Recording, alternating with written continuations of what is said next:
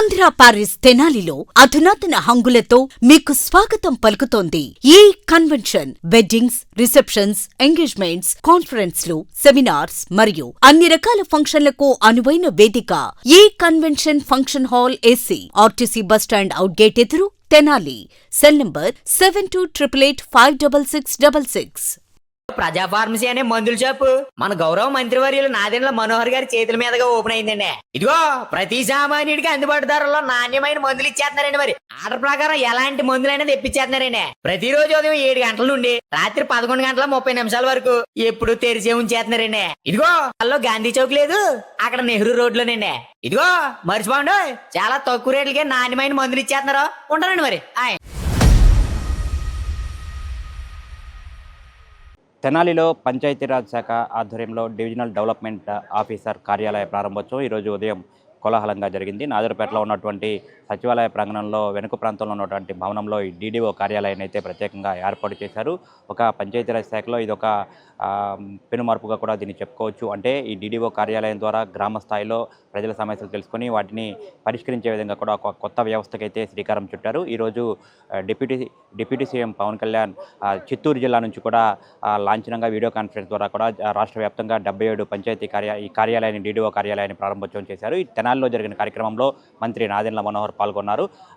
ఆయన చేతుల మీదుగా కూడా ఈ కార్యాలయ ప్రారంభోత్సవం ఎంతో కోలాహలంగా అయితే జరిగింది. డీడీఓగా తెనాలికి సంబంధించి ఈ కార్యాలయ డీడీఓగా అయితే శ్రీదేవిని కూడా నియమించారు. ఆవిడ ద్వారా కూడా వీడియో కాన్ఫరెన్స్ ద్వారా కూడా డిప్యూటీ సీఎం పవన్ కళ్యాణ్ ప్రారంభోత్సవం జరిపిన తర్వాత ఇక్కడ ప్రత్యేకంగా మంత్రి నాదెండ్ల మనోహర్తో పాటు ఆ డీడీఓతో కూడా ప్రత్యేకంగా మాట్లాడారు. గ్రామ స్థాయిలో ప్రజా సమస్యల పరిష్కారానికి వేదికగా కూడా ఈ కార్యాలయాలు పనిచేస్తాయని చెప్పి కూడా చెప్తా ఉన్నారు. మంత్రి నాదెండ్ల మనోహర్ అధికారులకు అయితే కొన్ని సూచనలు అయితే చేశారు. మొత్తంగా చూసుకుంటే కనుక ఈ డివిజనల్ ఈ కార్యాలయం ద్వారా కూడా డీడీఓ కార్యాలయం ద్వారా కూడా ప్రజా సమస్యల పరిష్కారానికి ఎంతో జవాబుదారీతనంగా ఉండాలి, ప్రతి ఒక్కరు కూడా బాధ్యతగా పనిచేయాలని చెప్పి కూడా మంత్రి అయితే తెలియజేసిన పరిస్థితి ఉంది. ముఖ్యంగా ఈ కార్యాలయ ప్రారంభోత్సవం ఉదయం నుంచి ఎంతో కోలాహలంగా జరిగింది. ఇక్కడ పెద్ద ఎత్తున అన్ని విభాగాల ఉద్యోగులు మొత్తంగా కూడా ఈ కార్యక్రమంలో మంత్రి నాదెండ్ల మనోహర్తో కలిసి పాల్గొన్నారు. ప్రత్యేకంగా తెనాలికి సంబంధించి వీడియో కాన్ఫరెన్స్ ద్వారా కూడా డిప్యూటీ సీఎం పవన్ కళ్యాణ్ ఇక్కడ అధికారులతో కూడా మాట్లాడి వారికి కొన్ని సూచనలు అయితే చేశారు. ప్రధానంగా చూసుకుంటే కనుక ఎంతో కాలంగా పదోన్నతులు రాక, ఈ వ్యవస్థలో పదోన్నతులు రాక, ఇటు పంచాయతీరాజ్ కానివ్వండి, ఇటు గ్రామీణాభివృద్ధి శాఖలో కానివ్వండి, అట్లాగే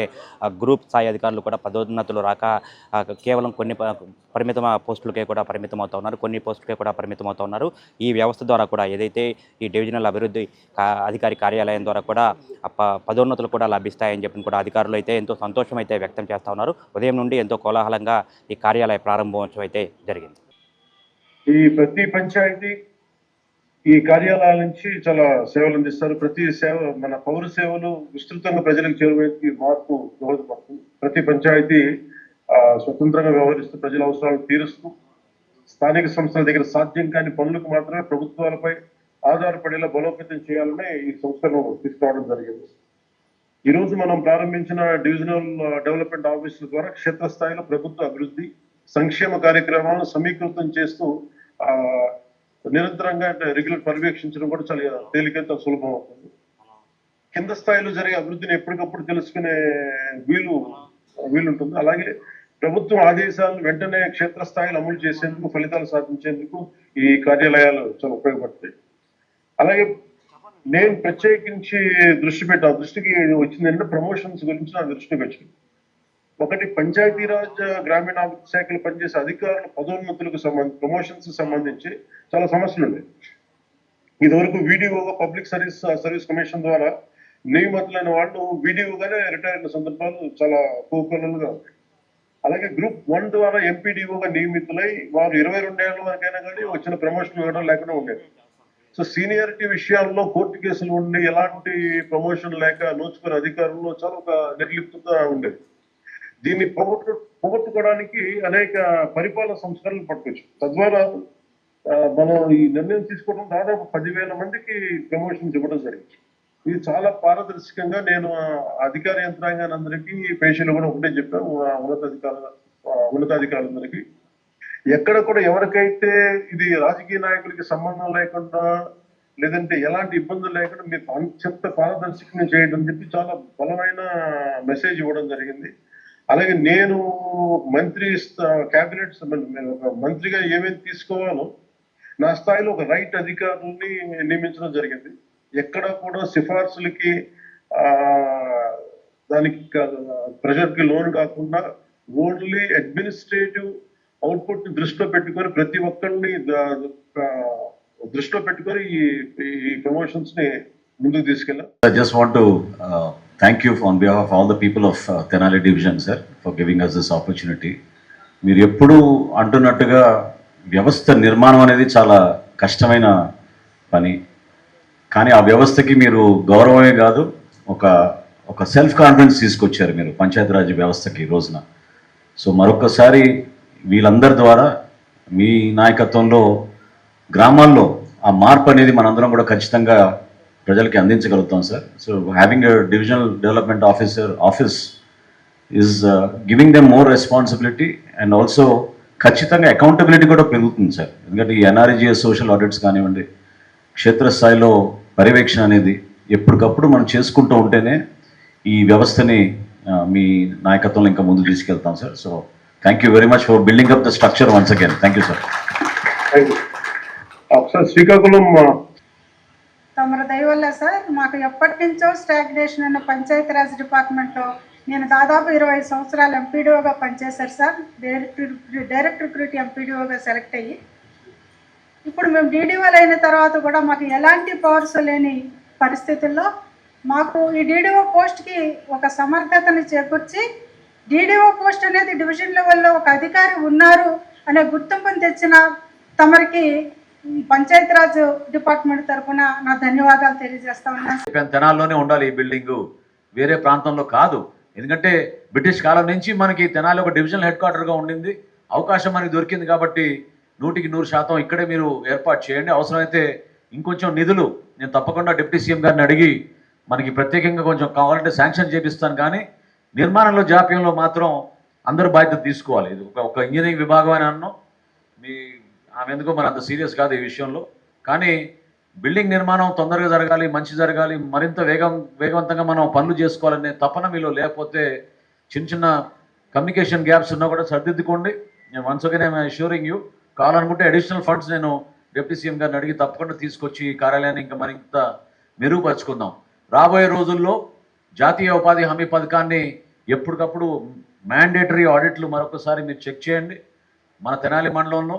అదేవిధంగా మనకి ఇది డివిజన్ హెడ్ క్వార్టర్గా ఉంటుంది కాబట్టి వివిధ మండలాల నుంచి 7 మండలాల నుంచి కూడా ఇక్కడ ఎంపీడీఓలు వచ్చారు కాబట్టి వాళ్ళందరూ కూడా నేను కోరుతున్నాను. సోషల్ ఆడిట్ అనేది చాలా చాలా ముఖ్యమైన అంశం. దాన్ని మీరు స్థానికంగా ఏర్పాటు చేసుకున్న సిస్టమ్ని గౌరవించి బలోపేతం చేసి ఆ పొరపాటు జరగకుండా మీరు ఎప్పటికప్పుడు ట్రాన్స్పరెంట్గా ఉండేటట్టు మీరు చేయాలి.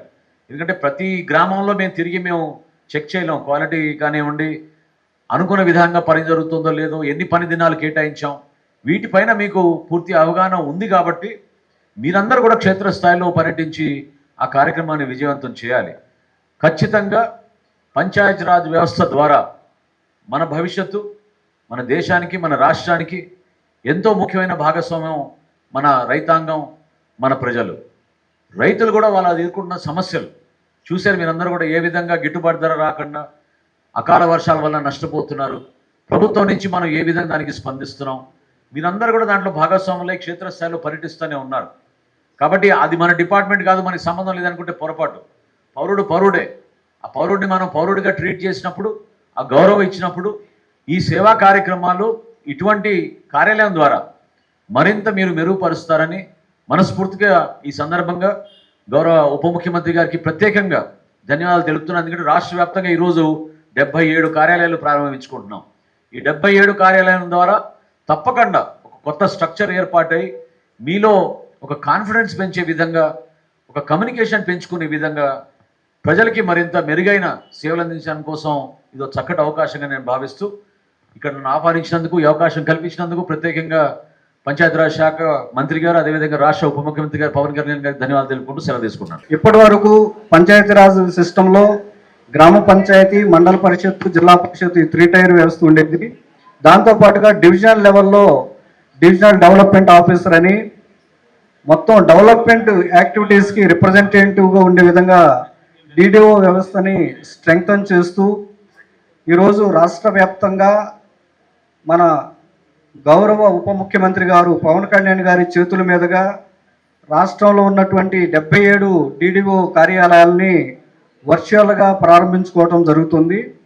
దానిలో భాగంగానే మనం ఈరోజు తెనాలి డిడిఓ కార్యాలయాన్ని మన గౌరవ మంత్రివర్యులు గారి అమృత హస్తాలతో ప్రారంభించుకున్నాము. ఈ కార్యక్రమం మనకి వర్చువల్గా గౌరవ ఉప ముఖ్యమంత్రి గారి యొక్క కార్యక్రమం కూడా వర్చువల్గా కొద్దిసేపట్లో స్టార్ట్ అవుతుంది. అది కూడా ఉప ముఖ్యమంత్రి గారి స్పీచ్ అది ఇంటరాక్షన్ కూడా ఉంటుంది. అది కూడా మనం అటెండ్ అవుతాము. ముందుగా మరి ఈ కార్యక్రమానికి మన గౌరవ మంత్రివర్యులు వారు ఇచ్చేసి ఉన్నారు కాబట్టి ఈ సందర్భంగా ఈ డిడిఓ ఆఫీస్కి సంబంధించినటువంటి నా ఇంపార్టెన్స్ ఏంటంటే, ఈ డిడిఓ ఆఫీస్లో ఇంతకుముందు వరకు డిఎల్డిఓ అనగానే జిఎస్డబ్ల్యూఎస్కి సంబంధించిన యాక్టివిటీస్ మాత్రమే చూస్తూ ఉండేవాళ్ళు. ఇక మీదట డిడిఓ ఆఫీసులో మనకి డిఎల్పి ఆఫీస్ కూడా మెర్జ్ అవుతుంది. అదేవిధంగా డివిజన్ లెవెల్లో ఉన్నటువంటి డ్వామా ఏపీడీ ఆఫీస్ కూడా మెర్జ్ అవుతుంది. ఈ 3 ఆఫీసులు మెర్జ్ అయ్యి ఆన్ పార్ విత్ ఆర్డీఓ ఆఫీస్కి సమాంతరంగా డిడిఓ ఆఫీస్ అనేది ఫంక్షన్ చేస్తుంది. దానివల్ల అడ్మినిస్ట్రేషన్లో ఎఫిషియన్సీ, స్పీడు, ప్రజా సమస్యలను సత్వరం పరిష్కరించడానికి దోహదపడుతుందని మన గౌరవ ఉప ముఖ్యమంత్రి పవన్ కళ్యాణ్ గారు భావించి ఈ పంచాయతీరాజ్ వ్యవస్థలో ఈ నూతన అధ్యాయాన్ని ఏర్పాటు చేయడం జరుగుతుంది. డిఎల్డిఓ కార్యాలయము ఈరోజు ప్రారంభించడం అనేది ఒక వినూత్నంగా మనం తీసుకున్న గౌరవ డిప్యూటీ సీఎం గారు తీసుకున్న నిర్ణయంగా మేము భావిస్తున్నాం. ఎందుకంటే గత 30 సంవత్సరాలుగా బాండ్ ఎండిఓ డైడ్ ఎండిఓ అని మేము అనుకునేవాళ్ళం అనమాట. అంటే ఎంపీడీఓగా మనం రిక్రూట్ అయితే మళ్ళీ రిటైర్మెంట్ అయ్యే వరకు కూడా ఎంపీడీఓగానే ఉండేవాళ్ళు.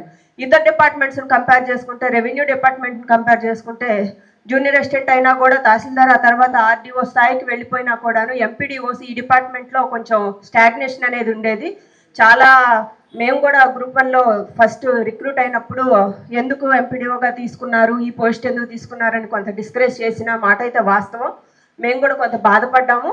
కానీ గవర్నమెంట్ మారిన తర్వాత మన డిప్యూటీ సీఎం గారు చాలా వినూత్నమైన ఆలోచనలు తీసుకుంటూ వచ్చారు. జిఎస్డబ్ల్యూఎస్ అనేది ఒక కొత్త డిపార్ట్మెంట్ని తీసుకొచ్చారు. రీసెంట్గా జిఎస్డబ్ల్యూఎస్లో కొన్ని పోస్టులు కూడా క్రియేట్ చేయడం జరిగింది. జిఎస్డబ్ల్యూఎస్ డిప్యూటీ ఎంపీడీఓ అని ఒక పోస్టును కూడా క్రియేట్ చేసి కంటిన్యూస్గా మానిటరింగ్ అనమాట. ప్రతి యాక్టివిటీ, ప్రతి సర్వే కూడా వాళ్ళ ద్వారా మానిటరింగ్ చేస్తూ ఉన్నారు. అండ్ ఫంక్షనరీస్ అందరినీ కూడా ప్రజలకి దగ్గర చేసే ఉద్దేశంతో ప్రతి సర్వే కూడా వాళ్ళకి తెలియాలని చెప్పేసి క్లస్టర్స్ వైజ్గా సర్వేస్ కూడా వాళ్ళకి అప్పగించడం జరిగింది. జనరల్గా ఉద్యోగస్తులందరూ కూడా హక్కుల మీద ఎక్కువ మాట్లాడుకుంటూ ఉంటారు. నేను ఎక్కువ గమనించింది ఏంటంటే, నాకు ఈ హక్కు ఉంది, ఈ హక్కు ఉంది, లేకపోతే నేను పలానా, నాకు ఒక అసోసియేషన్ ఉంది, నేను ఒక సంఘం, నేను ఒక కులం, ఇది మాట్లాడుకుంటూ ఉంటారు. వాస్తవంగా మాట్లాడుకోవాల్సింది ఏంటంటే బాధ్యత. ఎందుకు అనిపిస్తుందంటే, నాకు ఒక బిల్డింగు, ఒక గవర్నమెంట్ మంచి ఉద్దేశంతో ఒక కాన్సెప్ట్ తీసుకొచ్చి డివిజన్ లెవెల్లో లేకపోతే ఒక ఆఫీసు, ఒక డిపార్ట్మెంట్లో ఒక డెవలప్మెంట్ కనుక తీసుకుంటే గవర్నమెంట్ ఉద్దేశం మంచిదే. కానీ మనం రేపు దీన్ని నీరుగారు పని చేయకూడదు. ఖచ్చితంగా రెగ్యులర్ అటెండెన్స్ రావాలి.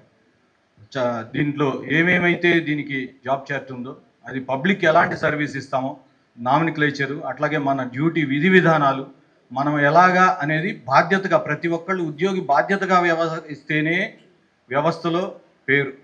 ఒక వ్యక్తి చేసే తప్పో లేకపోతే ఎవేజన్, తప్పించుకొని పోవడమో, అది వ్యవస్థలో గవర్నమెంట్ ఎంత మంచి సిద్ధాంతాలు తీసుకొచ్చినా మీరు ప్రాపర్గా కనుక లేకపోతే అది నెగిటివ్ ఇంపాక్టే. ఖచ్చితంగా అలా ఉండకూడదు. అది నేను కోరుకునేది. ముందుగా బిల్డింగ్ అంటే, కార్యాలయం అంటే గోడ, సిమెంటు, సున్నం ఇది కాదండి. యాక్చువల్గా నమ్మకం, ప్రజలలో ఒక నమ్మకం కలిగించడం. మంత్రి గారు మనం బయటికి వెళ్ళినప్పుడు కొంచెం కటుగా మాట్లాడినట్టు అనిపిస్తుంది, కానీ వారు ఎప్పుడు కూడా మిమ్మల్ని ఎప్పుడు ఇబ్బంది పెట్టాలని ఎప్పుడు అనుకున్నట్టు నేను గమనించలా. ఏదన్నా చిన్న విషయం ఉన్నా పోనీ వాళ్ళు సర్దుకొని బాగా పనిచేస్తారు, ఇంకొంచెం ఇంప్రూవ్ చేసుకుంటారు అని ఆ కాషన్తో మాట్లాడుతూ ఉంటారు. దాన్ని మీరు గుర్తెరగాలి. ఎప్పుడు కూడా వచ్చే ప్రజలని, ఇక్కడికి ఎవరైనా రావచ్చు ఈ కార్యాలయంకి, వారిని రిసీవ్ చేసుకోవడం, ప్రాపర్గా వాళ్ళని గైడ్ చేయడం, నవ్వుమోహంతో వాళ్ళ ముందు రాగానే కూర్చోబెట్టడం, కొన్ని చిన్న టిప్స్ చేస్తే గవర్నమెంట్కి మన వల్లే మంచి పేరు వస్తుంది. చేయకపోతే చెడ్డ పేరు మాత్రం వ్యవస్థలో ఒక వ్యక్తి తప్పు చేసినా వ్యవస్థ మొత్తాన్ని అనే రోజులు ఉన్నాయి. ఎప్పుడు అవకాశం కోసం ఎదురు చూస్తూ ఉంటారు. పబ్లిక్ ఎప్పుడు కామెంట్ చేయొచ్చు నెగిటివ్గా అనేది. దాన్ని మనమేమి ప్రతి ఒక్కళ్ళ నోరు మూవించాలంటే మన పనితనమే. నేనైతే ఉద్యోగస్తులకు ఇదే చెప్పదలుచుకున్నా. మరి గవర్నమెంట్ మంచి ఉద్దేశంతో ఈ కార్యాలయం ఏర్పాటు చేసినందుకు మీరు బాధ్యతగా ఉంటూ ఈ కార్యాలయానికి ఏమి ఫీడింగ్ కింద నుంచి ఏమేమి ఇవ్వాలి, మీరు ఇన్పుట్స్, ఎక్కడ సమస్య ఉంది ఆ సమస్యని డిఎల్డిఓ గారికి చెప్పడం ద్వారా ఎలా దాన్ని పరిష్కరించవచ్చు. ఇది కొంచెం ఆ చైన్ సిస్టమ్, కొత్తగా సిస్టమ్ లోపలికి వచ్చినప్పుడు ఆ చైన్ సిస్టమ్ మెయింటైన్ చేయడం మాత్రం మోస్ట్ ఇంపార్టెంట్. నేను అదొక్కటి చెప్పదలుచుకున్నా. ఈ మొదటి డిఎల్డిఓ గారికి కూడా హృదయపూర్వక శుభాకాంక్షలు కూడా